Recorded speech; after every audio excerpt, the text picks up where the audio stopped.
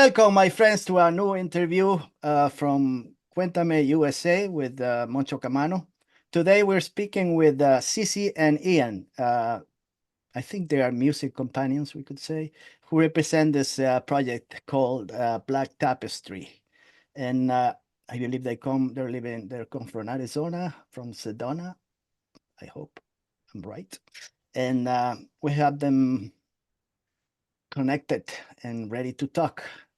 And we'll see how it goes. I am listening to their music, and I really enjoyed it.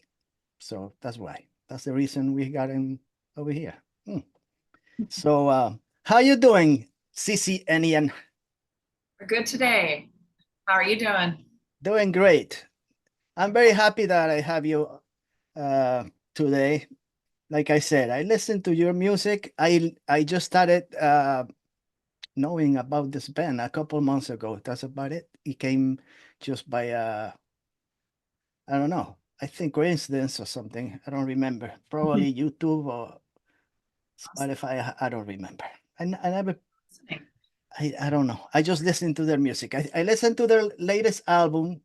It's called Outside. It just came, I think, a month ago, more or less, right?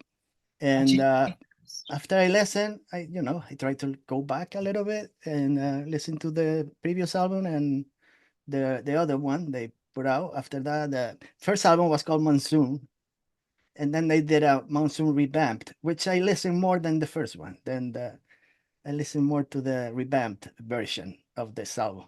So that's what I have. That's all the knowledge I have about their music, and for me, it's good enough, you know. So we're gonna find out a little bit about the duo. And first of all, you're you're living in Sedona, right, Arizona?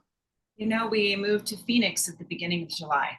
Ah, okay, so you guys moved. So Very you fresh, though. Yeah, so Yeah, very we were in Sedona for the past six 5 years, years. about 6 years. Yeah. 5, 6 years. Is that Sedona like deep in the desert, more than Phoenix, or more or less you're? It's a little higher elevation, kind of saddled Okay, at the base of the mountains. So okay, this where we're at now is definitely the deep desert, like the big saguaro cactus and higher okay. temperatures.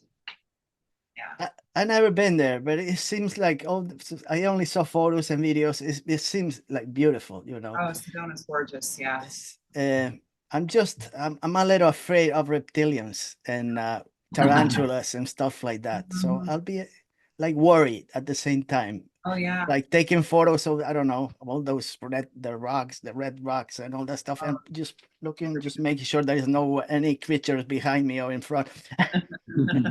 saw my first scorpion here the other day. So Oh yeah, okay. yeah, I take a look every time I step outside at night now. Yeah. Were you guys originally from Arizona? You're like Sissy, you're from Idaho, am I correct? Yeah, yeah. Grew up in Idaho. We met in Oregon. So we've moved all over the West. Right. And Ian, you were born in Oregon? I was born in California actually, California. but moved to Oregon fairly young, and Okay. lived there for a long period of time. And Is that uh, where you met Sissy? yes. Mhm. Oh, okay. Because I think you also went to you went to University of Portland or something. University of Oregon out of Eugene. So Oregon. yeah, I was in Eugene for a while, and Okay. that's where we met, and Hmm. we're there for a bit. But you guys began your musical careers more than a couple of decades ago. Yeah. We played music together as long as we've known each other, which has been 18 years. So Okay. anarcho folk punk, some experimental stuff, some metal. Right. So, nothing that was like a really super solid project. We had a couple bands before this one, but this is definitely our most committed project. Okay. So you were digging into a diverse of music genres, we can say, Oh, trying to absolutely. figure out what you really enjoyed the most. Uh, Yeah, for sure. right. So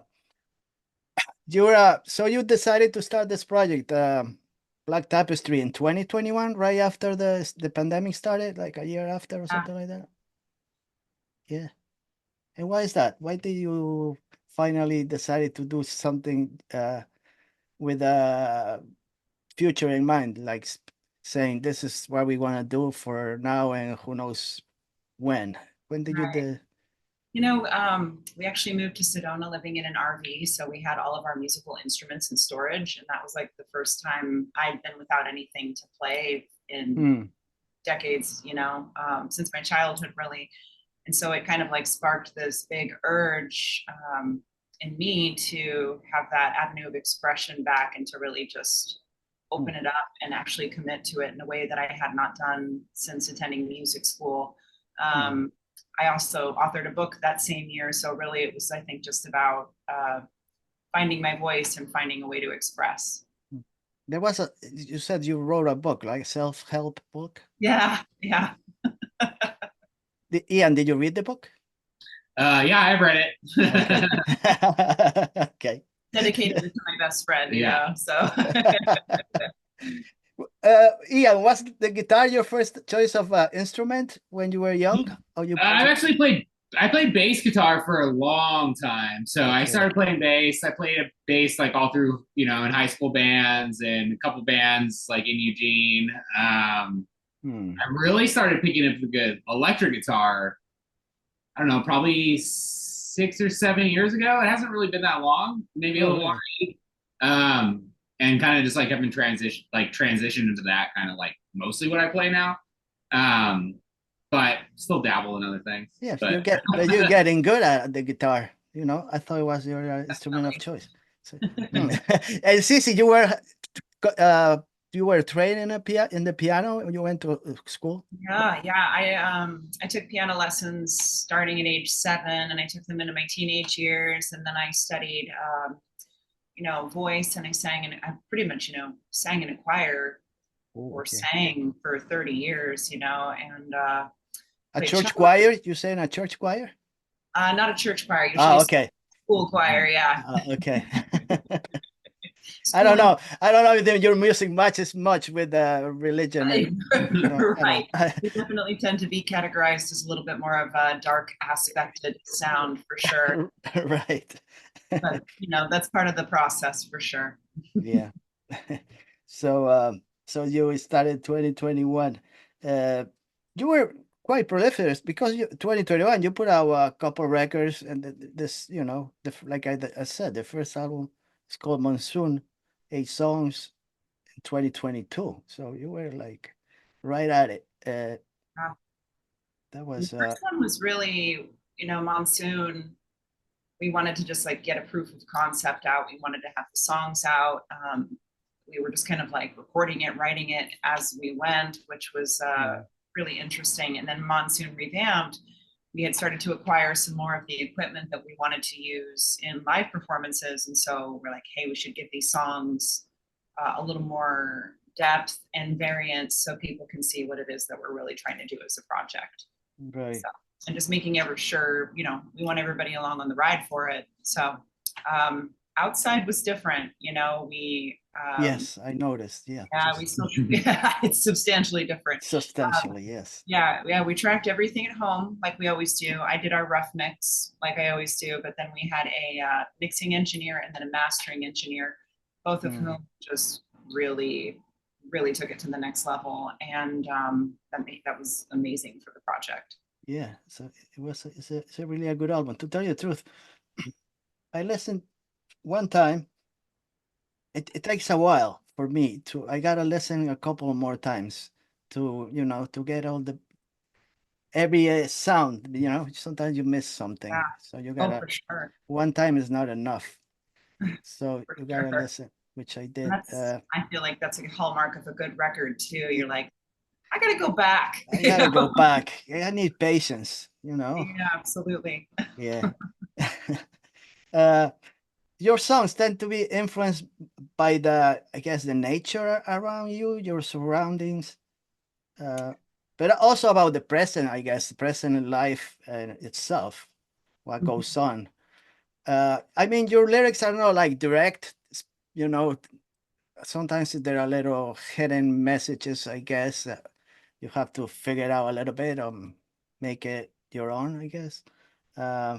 But I know your environment plays a lot especially with your lyrics, I guess. Oh, Well, for the sure. music too. It has a lot of black. That's why they chose black Tapestry. Eh, because I don't know. I think I read somewhere that you said, oh, I don't know, one of you said that darkness is beautiful. Yeah, Uh, yeah. yeah, Well, and we can't perceive light without darkness, you know. right. So it's funny to see, you know, some people really react to it and go, "Wow, that's really heavy and it's really dark." And it's like, well, is that reflecting something in your own experience that maybe you weren't willing to shed light on that now you're aware of, you know? So that Yeah, process of alchemy and transmutation and allowing people the space to see things maybe they don't want to look at or don't want right. to think about, right? That's Yes. where healing happens, you know? Yeah. Some of the songs, there is positive sides on some of your songs. They're not all Yeah. sad, and sad sometimes is there is beauty in sadness. Sometimes I think. Oh yeah. And Yeah. what is it? I just read recently that people have a better memory for sadness in music than joy in music, which I thought was a really interesting statistic. It's something about just the brain really goes, oh, I'm going to keep Mm. that and roll through that, you know? Mm.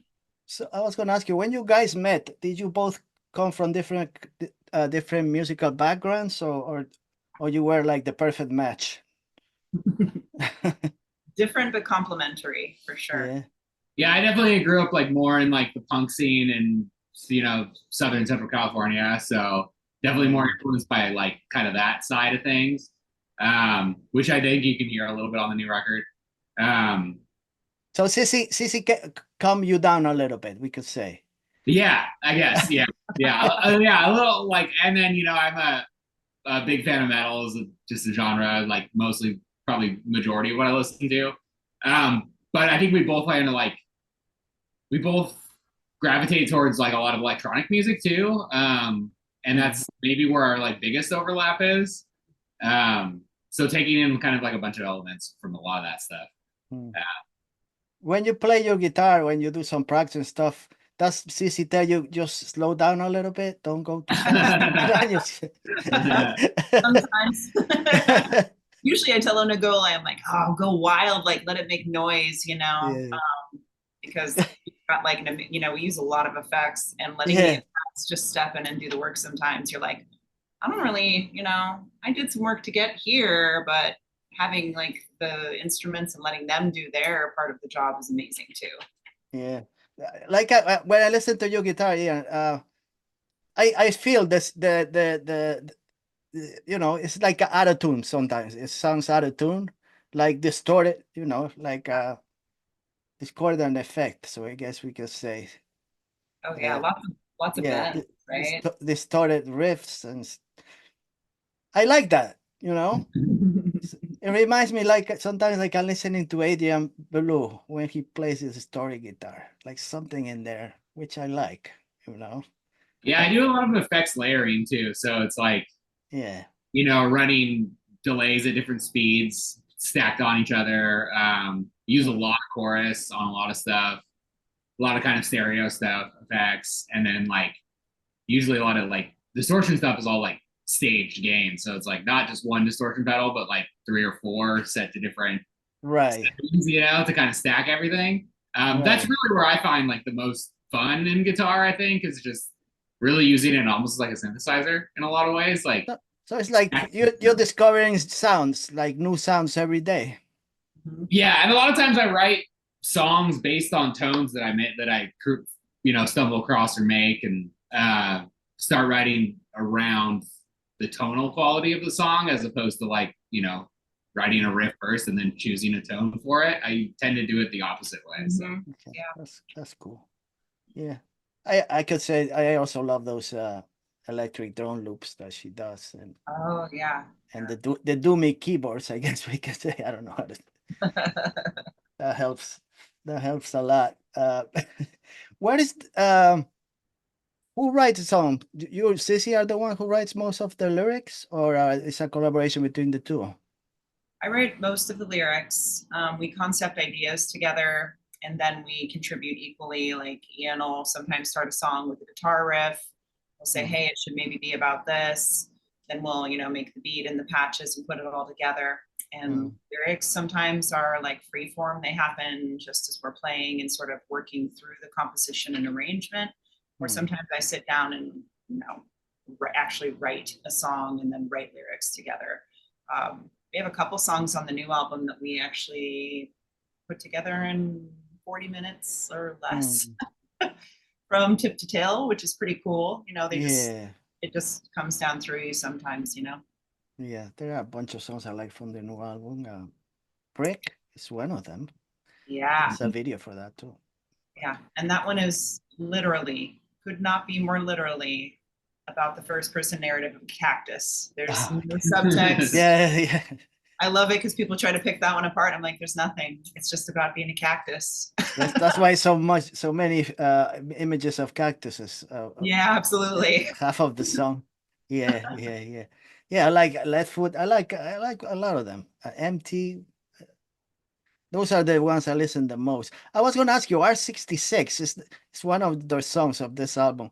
It's not related to a helicopter R66, is it? It has nothing to do. Oh, Route 66, but we Route didn't 66. Yeah. Oh, okay. Because there's a helicopter called R66. Oh, interesting. But I couldn't find out anything like helicopters. I tried to search the lyrics. It has nothing to do with that, so I wasn't sure.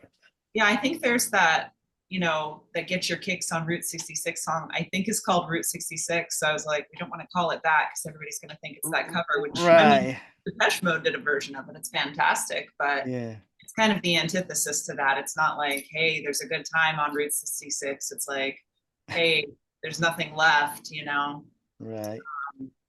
Which if you've ever driven down Route 66, you'd be like, oh, I see what she's talking about. I never, you know, I don't know much about that area or even California. I only been in San Francisco and a couple of towns, but that's about it. Yeah. But like I said, I really enjoy their music. My musical taste, I think, is great. It's not like I have nothing in my head. You know, I listen to all kinds of music. Some is bad, some is regular, some is. I think their music is good for my own. I feel good when I listen to it. You gotta be in the right spot in the right place. I mean, you cannot go to the beach and lay down in the sun and listen to that. It's impossible. You gotta be in the right place. Is that right? I was gonna ask you well, you live in Arizona, in Phoenix. It's a bigger city than Sedona, so there must be a lot of. What's the music scene over there in Phoenix? Much better. Yeah. That was the primary reason we came down. You know, Sedona doesn't have really anything to speak of in the way. I mean, it's a super small scene. They do like some outdoor stuff in the parks and some really talented musicians who play like residencies at some of the hotels, but you know, nothing in the way of like major venues or like, regular bookings. You know, and we've put on shows there before, but we had to book a venue, and you know, it's in the back of like another business, and it just isn't like a very straightforward or really comprehensive scene. So we were looking for more of that. You know, we played almost 50 shows last year, and I think 30 of them were down here. So sense to come this way. Is there a big difference between when you play live? The songs change a lot when you play live? I mean, so it's interesting because like our first album, we actually did like fully in the studio with really like not a whole lot of intention of even playing it live. Basically just like a proof of concept. Like we wanted to just put something, you know, have something recorded first before we even tried to play live. And then, you know, as we were playing those songs, is we started writing Outside, and Outside is like was almost all written to be played live. So or written like during, you know, tour or, you know, coming back from shows. So it's a little different because it's like it was kind of written in a live setting. So I think we match it pretty well live. Like it's pretty close. I mean, obviously there's always studio stuff that has been added and whatnot to it, but we don't play with any like backing tracks or like DAW or anything when we play live. Like we play with all analog stuff. So it's a little different every time. it isn't always the same, Right. just because of that. Well, if I want to listen to the same, I'll listen to the album. I don't Yeah. have to see you. Some songs, I think, like Empty has no additional production aspects. Like Empty, what we play on the album is exactly how we perform it live.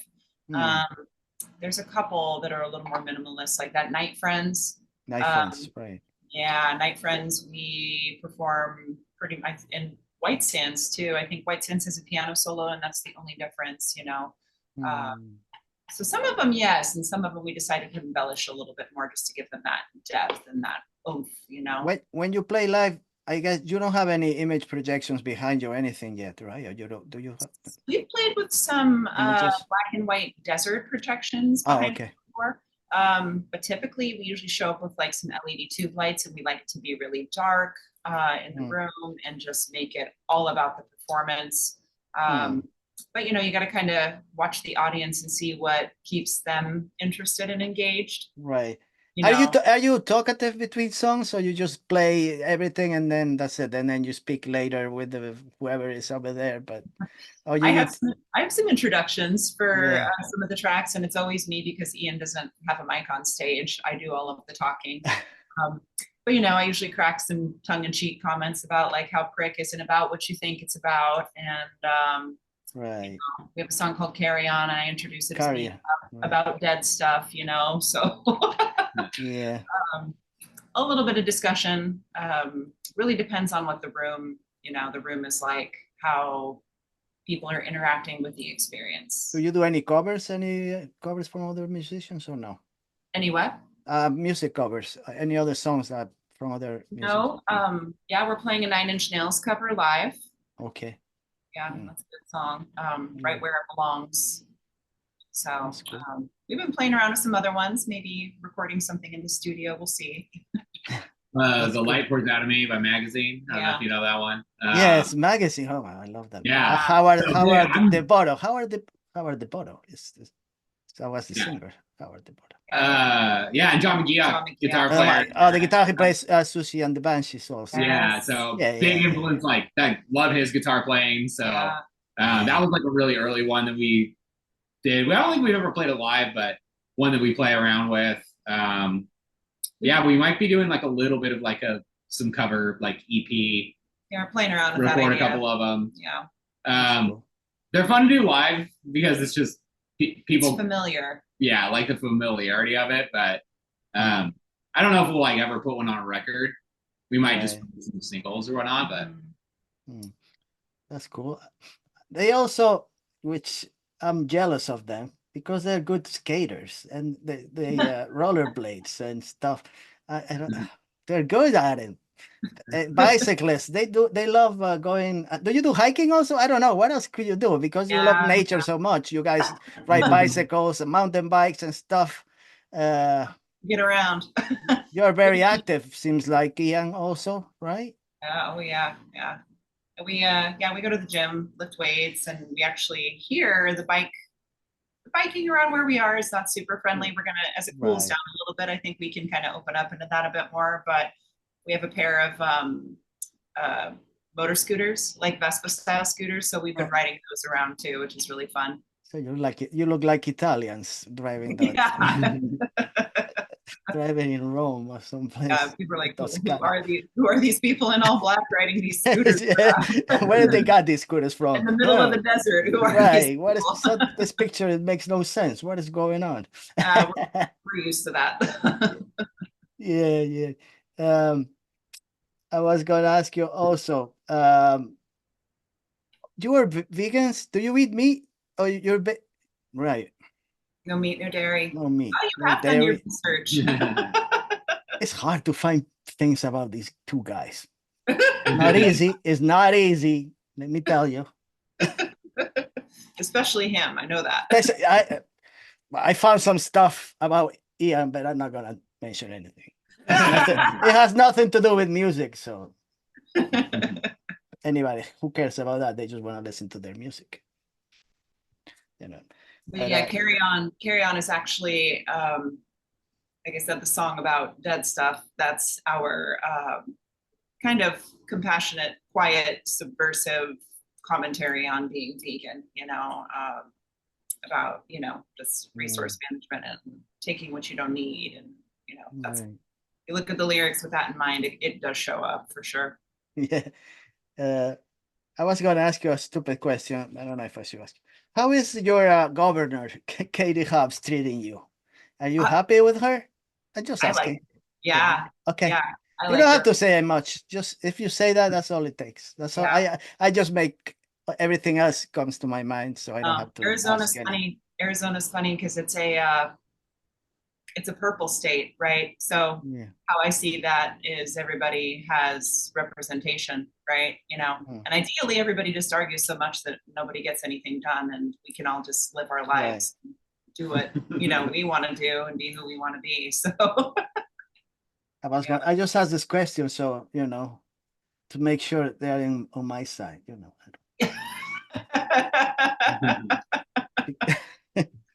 It's important these days. It's important, to be in my tribe. Like this tribe, the other tribe, it's not supposed to be like that, but that's how it is. Yeah, it's wild. And the world is upside down. Yeah, no kidding. And actually, we have an entire new album written, and it is a much more direct, less ethereal, less speculative dialectic on socio-political, economic stuff. Like it is. You will not be wondering what we're talking about. So stay tuned for that. It's written. We're going to start tracking that probably in the next couple of weeks, and hopefully have. You're going fast. Your album just came out. You're thinking about the next one. You're like some artists that they just make an album and they don't want to know anything else, and they just start a new project. That's it. That one is done. That one is done. Let's start. The process is so long, though. It's like we recorded all of our parts of Outside like about a year ago, probably around this time last year is when we were tracking. Right. So the process just like, that's how it is for a lot of artists. You're always working on like the next thing as the thing that you worked on a year ago is coming out. That's kind of how it always works. Of course, because some of your songs, they weren't from 2024, right? 2023, right? Some of them were and actually I think Leadfoot we wrote in the summer of 2022. Like that one goes way back, so I think it's one of the catchiest songs. It's the first song. I think it's one of the catchiest ones. For sure. It's a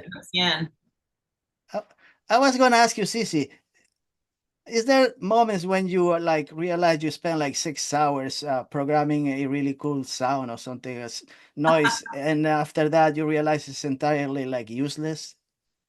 Like on the rarest of occasions, I've actually only scrapped one song, and I still use some of the patches from that song. But the machines I use are really intuitive, and it's fun. So sometimes I'll make stuff up and I just have it cached for another project or another thing that comes up later, or we'll just jam and do improv sometimes to see what's flowing or coming out of stuff. But it doesn't take as much time as you might think. I think because, if you had me in front of a computer, right, that would all take so much longer, but doing it at like synthesizers that it's just turning knobs and saving patches, it's a pretty smooth, fun process, So I guess when you write, you don't have a project in mind, you just write.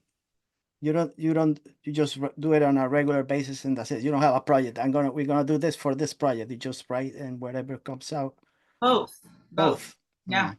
So sometimes we'll have like the idea, like, hey, we want to write a song about this, and so then we like feel what the tone is, of that topic. That gives me a really good idea of where to start with it, right? Whether it's like building the tones, or Ian jumping in with the guitar riff first, or getting the rhythm section. All this new stuff post Outside is all rhythm driven. So everything started with, 2 drum machines, complementary percussion sections.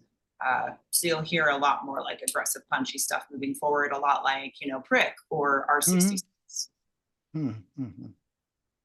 I was going to ask you regarding the vocally speaking about you, Sisi. Are you more influenced by female singers or male singers? Male singers. Male singers? Yeah, really? definitely. I was thinking about that. I don't know. Yeah. And I think, in college, I was I was the first female tenor in my college's choir history. So like I sang tenor, I've got like a 5-octave range, a little over a 5-octave range. And I always sang along with like male artists, and caught myself doing that more. And, growing up in rural Idaho, a lot of like I wasn't exposed to like the punks and like the Riot Girl movement. Like Ian introduced me to Kathleen Hanna. Like I'd never heard, Kina Kill or anything like that, or any of that really.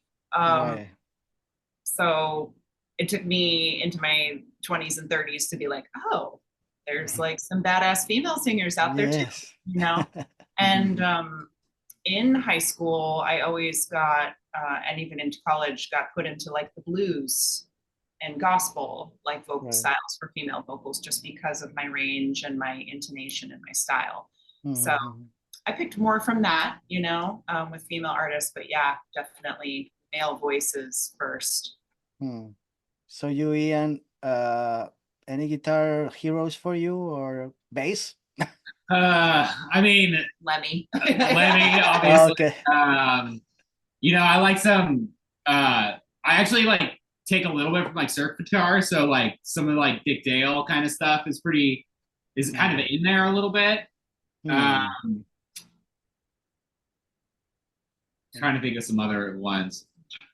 I mean, yeah, like obviously like Johnny Marr, influence kind of that whole area. Robert Smith, who is a phenomenal guitar player outside of anything else that he's done, but kind of all that. There is some influences when I listen to your guitar.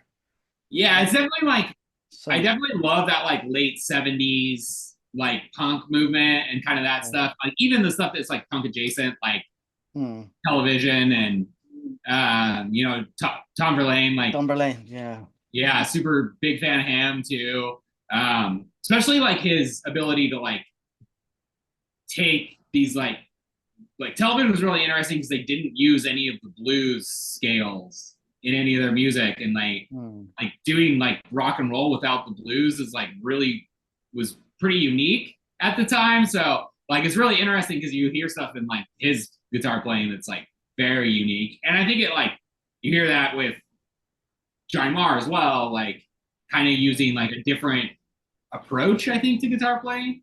Right.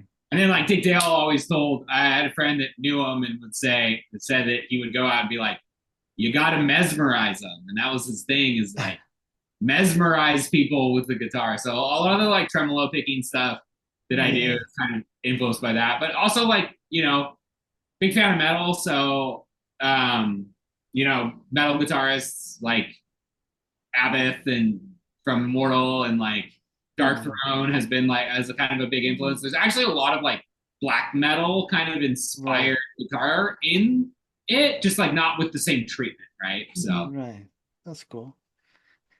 Ian, you got good taste in music, seems like. I have crazy taste in music. That's good. It's good. We're all over the place. How many guitars do you have right now, Ian? I really only play two. Two?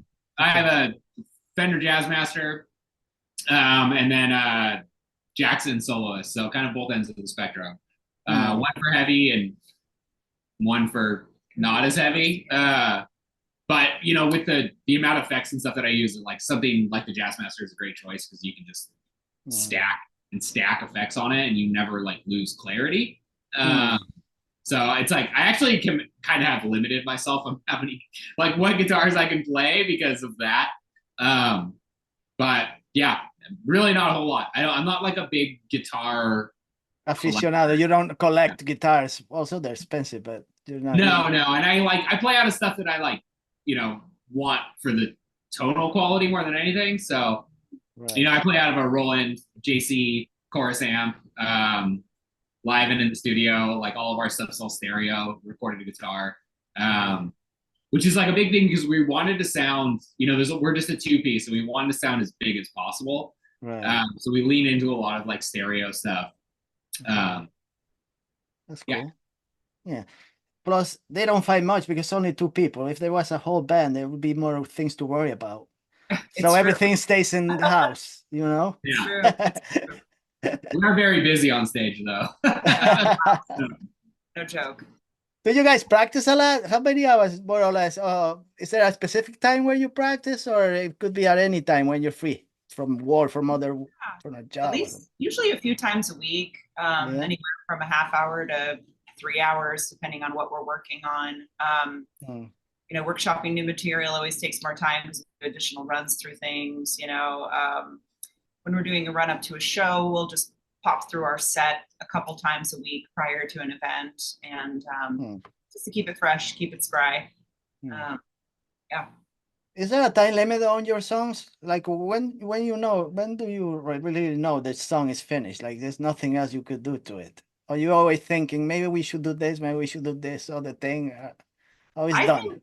I think I end up more towards the minimalist side, and then once we start recording, I go, oh, maybe I could put something there. You know, that's been really good working with our mixing engineer, John Margulies. He offered us some, you know, additional production notes just because it was a fresh pair of ears on it, right? Like he and I write the songs, he and I record the songs, he and I play the songs. So sometimes I think we could be like pigeonholing ourselves into this idea that, you know, how we perform it is how we're going to record it. And there's some treatment on tracks on the album that I'm just like, oh, well, that was perfect. You know, I would have thought to do that. So there is definitely a benefit to bringing somebody else into it. Because like I said, I'll be like, oh yeah, this is good. Does it need anything else? You know, because I kind of like just, all right, I used all my hands. What else can I do? You know? We tend to write quickly. So we'll write a bunch of songs really quick. Like the new album that we're working on, we wrote fairly quick. But then we like kind of refine stuff like slowly, you know? So like we'll have the basics for the song. We'll have like a basic arrangement. We'll play it like that, you know, sometimes for months. And then like sometimes we'll change something or add a different effect or add a different, you know, section to it or cut something out. Like we tend to like write pretty quick though. And I think we just refine slowly. Yeah. So for you being a musician, it's like a job for you or it's something different? It's just like having a job, a part-time job. Oh man, it's like a labor of love. I would like it to be the thing that I do all the time. So that's definitely the focus, you know, is just increasing, you know, taking less off of the day job plate and putting more into the creative sphere. Yeah. Besides music, you also some kind of massage therapist? Yeah. Yep. You're lucky, Ian. Well, they say that cobblers' kids have no shoes, though. Oh, get out. Oh, you're right about that too. So, like I said, I really enjoy their music. It's just by chance, you know how I always say, you know, it only takes like a second to know a band or just to never just pass it by and that's it, they're done. I'm never gonna listen to them because it just takes a second to stop in one spot and just say, let me take a click on this. If I don't click, it's done. I'm never gonna find out about this band. That's how it is nowadays. Oh, yeah, it's crazy. It only takes a click, one click, and it makes a big difference, right? In everything right now. Oh yeah, absolutely. Hypersaturated, you know, more opportunities for connection and more opportunities for alienation at the same time, right? Right. Always both. Yeah. Like I said, they put out it's 3 albums, I guess, not 2, right? It's 3 albums they put out. The first one, Monsoon, then Monsoon Revamped. Yeah, two what we would call studio albums, right? But 3 complete works, yeah. And the third one, which is Outside, just came out in June, right? June it was. Yep. And you know, it's available in all streaming platforms, Spotify, Apple Music, everywhere. And you also got a webpage, right? Where you can go. We have a web page with a store and shows and everything else, and then Bandcamp, we're active on there. We do have CD copies, hoping to press vinyl, and they're actually in the process of getting some tapes made, which is fun, with a a cassette distributor. People love tapes, which is Right. awesome, you know, just having something physical. So Yeah. I still love cassettes. I don't know. I don't listen to them in cassette. I just look at them. that's the thing though. People buy them. They're like, I don't even have a way to play this. I just Yeah, it's like a lot of vinyl. I have a lot of vinyl. yeah. And I never opened it. Like it's still sealed. Oh my gosh. A lot of sealed records that I don't want to open. I think I have some like Beatles records that were reissued in the 90s that are unopened. Everything else is open. We listen to all the rest of it. I We've got definitely been stuff. flirting with the idea of doing some like vinyl DJing also. Yeah. Which I think would be fun. Yeah, I think so. I think so. Didn't you also send like a video or a song to NPR's music, the NPR Tiny Desk? Yeah, in 2023. Yep, we submitted 22 and 23, but 23 was, you know, again, we've collaborated with an area video producer, just pulled somebody else into the circle who really brought the quality up for us, which was fun. Yeah, I listened to the song Mirage, that one you probably saw on YouTube. That's one we did I wonder if they have time to watch all, you know, and hear every song they receive. It's probably thousands. I wonder if they have the time to do. I know. They said, I think this year they said they got over 6,500 submissions. Right. That's insane. I mean, that's like triple what it was the year preceding. So yeah, it's very hard because I wonder if they just listen for like 10 seconds and they just skip and go to the next one. Right. You know, I don't know. It's hard. It's hard for so many. I don't know if I had the time to listen, you know, closely to every song. Right? I don't know. Like you said, one click makes all the difference. Right. It's like me. They don't want to click when they see my face. They just I gotta put a mask. I gotta put a mask, you know. Little filter with like the pink cheeks. Yeah, less wrinkles and stuff. Yeah. Maybe I look like a little teenager or something. I don't know. That's how it is. It takes a fucking click. What can I say? So just tell me what's in your diary? What is in your notebook for the next couple of months? Just keep you're gonna be working on that new album? Yep, I actually started doing some of the my synth rig is right behind us. I started tracking some stuff a couple days ago. Actually was messing around on a collaboration project with a friend today. We've got I think 7 or 8 shows booked between here and the end of October. And yeah, we're gonna start just cracking away on the new stuff and keep booking shows. So what do you hope listeners will take away from your music? Wow, whatever it is that they need. Yeah, just whatever they need. Okay, so it's like you set the table with all these different plates and tastes and take whatever you need. Absolutely. And you like.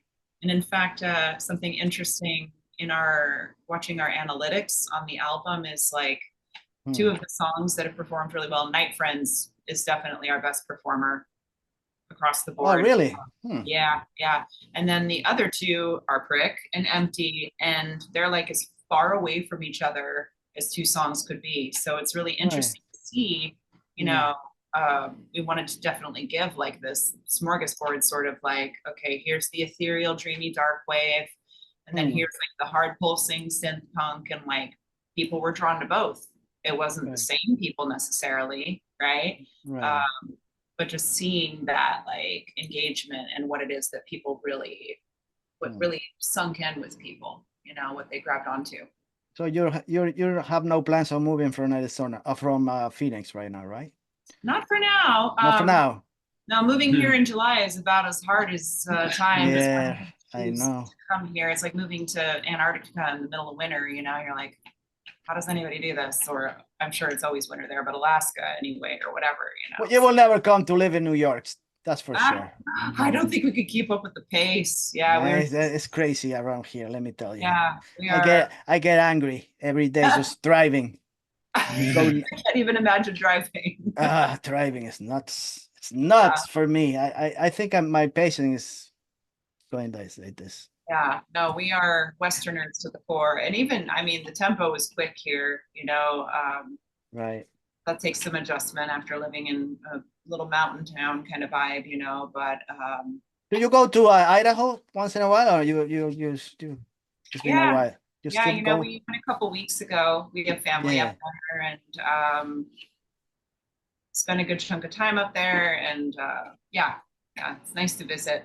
But you don't make music when you're there, right? You think about other things, right?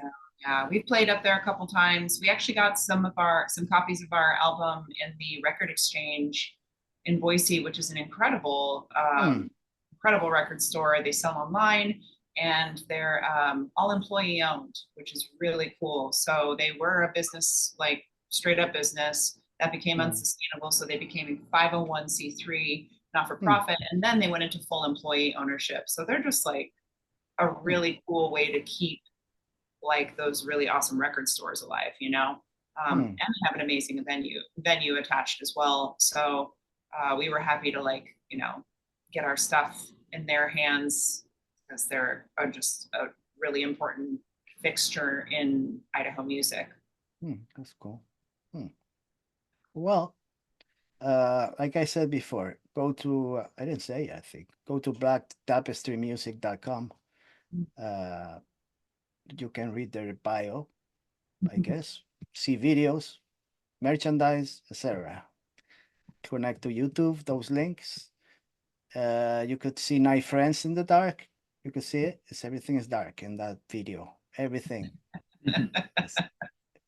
Except for us. Except for that. But they're not like bright sunshine on them. Not Arizona sunshine on them. No, nothing like that. Which you do a lot of things at night around here because you can't go out in the middle of the day. So yeah, it's like going to Saudi Arabia during the day, probably. Yeah, right. What did I read? Like Phoenix and Cairo are the two cities on the planet that get the most sun. So I gotta go there sometime before I pass and go to the other side. I have to stop by. In Phoenix or Cairo? No, Cairo, no. No, not that I wouldn't like, but no, my friends went some of them to see the pyramids and all that. Oh yeah, they're cool, but what's around it is really it's intense. It's intense what goes around. Just a couple 100 meters from there is totally different. Yeah, it's not fun. It's not that fun, I think. So I will probably go to Arizona in a better mood if I go over there, I think. Yeah, you might not leave. We went camping last weekend and met, the camp host was from New York City. He was a civil engineer for like 30 years there and did work at like JFK and in the cities and in the ports. And he's like, I was done and I came to Arizona. I'm never leaving. Yeah. Maybe I'm going to have to wait a couple of months or year, I don't know, before I retire, because then I won't come back and finish what I'm doing. Come in the winter. Come in the winter. Okay, I'll do that. All right, so I really appreciate these two people. They're good musicians. They make good music. They seem like a guy that you can talk to in a restaurant, bar or restaurant, and speak to them and talk to them about anything. They're open to everything, I think. But no stakes, okay? Just some salads. I eat salad all day. What am I saying? It's not like I eat so much meat. Come on. That's all I eat. I eat some meat, but not much, Sisi. I eat very little right now. I never ate so minor thing, but still I should stop. I should stop. But I'm trying. I'm trying my best. You should do what feels good for you. Yeah, I'm not going to tell you. I'm trying my best. I'm lowering the amount of calories and protein and stuff. I'm eating as much as vegetables as I can right now. Especially when you get old, you worry. You start worrying about all the stuff that you never thought about. Seriously. When you were young. These guys are young. They already prepared. I wasn't prepared. Everything came by surprise. I say, what the hell? I have to do this. I have to do the other thing. If not, I'm going somewhere else. I'm going to the same spot where I was before I was born, which is nothing. It's nothing there. So we'll see what happens. You see, I instead of talking about music, I take another road and I get lost after that, you know. Yeah, And music and life, you know, they reflect. yeah. So I'm gonna thank them a lot for being here today, especially on a Saturday late. Probably they have plans, and their plans right now is not talking to me anymore. They probably got other things to do. So totally a pleasure. I just suggest my viewers and listeners to go to Back Tapestry or go to YouTube. Just type that name. I don't think there is much. There are no other bands or any musicians with that name. You could see that maybe tapestries, photos and things, but I don't know. Wall hangings. Yes. Yeah, wall hangings and stuff like that, but home nothing. decor recommendations. Yeah, if you're like, if you are into that, you could also see. But if you just type that, you're gonna see something about them and listen to their music. Be patient. Listen. Don't jump too much. You know, listen to one song, go to the next one, listen to the album, come back and listen to the album again. Don't just, that's it. One time is not enough, you know. That's what I do. I try to listen several times, and then I might say, you know, okay, this is enough. I can. I listened to their 3 albums. I'm still listening, and I didn't go away yet. So it means it's worth listening to their music. And if you can buy their albums, just do it. You know, and if you don't like it, call me. I'll explain to you what they're about. Thank you. So thank you very much, Ian and Sisi, for the time you spent with me. And I just want to wish you the best. And I'll be waiting for your next album, you know. For now, I'll listen to what you guys have so far. And when the next one comes out, I'll move these to the side a little bit and see what's going on. Thank you, Jose. All Amazing right. to be on here with you. Appreciate the time. I thank you, Ian. Yeah, see, thank you. See you again. Who knows when? On the other Next side. next album. The next album. Hopefully early next year. Okay, I'll be happy. I'll be happy to talk to you guys again. Fantastic. If they really answer my emails, maybe they say, "Oh, Yeah. this guy again." I found you in the junk folder. It took a while. The junk folder. Now it's not even going over there. It's going in the other junk folder. So it's going to take hard. You'll never go in the junk folder again. I unflagged you. You're safe. All right, guys. See you next week, guys. Thank you.